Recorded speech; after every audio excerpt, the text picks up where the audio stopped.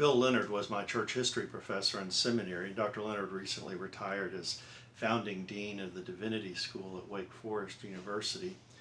His specialty was Baptist history, American church history, but his interests ranged far. In a recent column about the pandemic of coronavirus, he reminds us that this isn't the first time that the world has faced this kind of pandemic.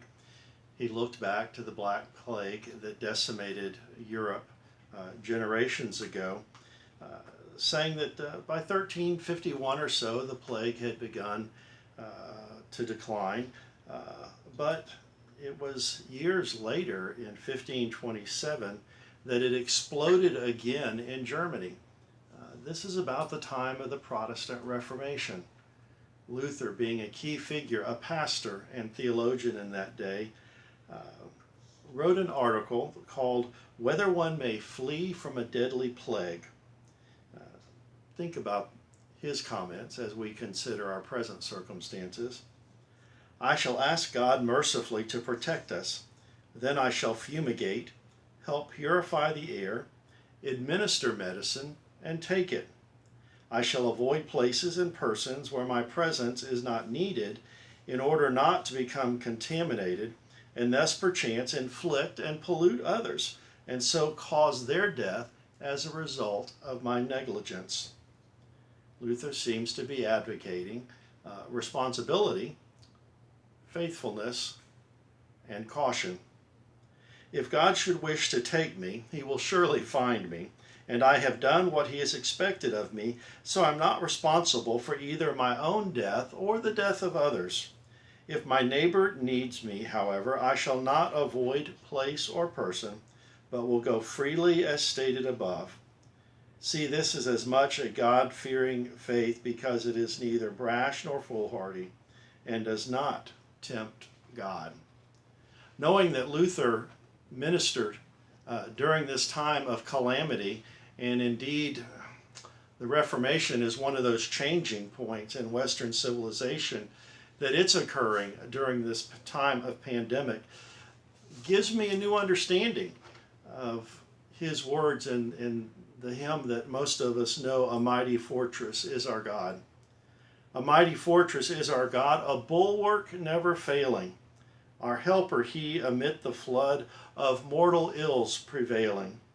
For still our ancient foe does seek to work us woe, his craft and powers are great, and armed with cruel hate, on earth is not his equal. Did we in our own strength confide, our striving would be losing.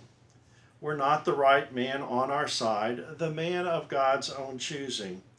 Dost ask who that may be? Christ Jesus it is he, Lord Sabaoth his name, from age to age the same, and he must win the battle. This hymn is based on Luther's understanding of Psalm 46. God is our refuge and strength, a very present help in time of trouble. Therefore we will not fear though the earth give way, and the mountains fall into the heart of the sea, though its waters roar and foam, and the mountains quake with their surging.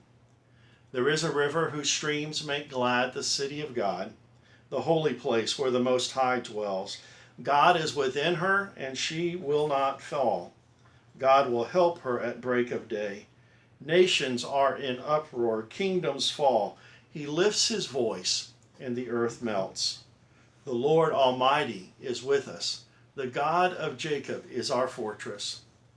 Come and see what the Lord has done, the desolations he has brought on the earth. He makes wars cease to the ends of the earth. He breaks the bow and shatters the spear. He burns the shields with fire. He says, "Be still, and know that I am God. I will be exalted among the nations. I will be exalted in the earth. The Lord Almighty is with us. The God of Jacob is our fortress." Amen.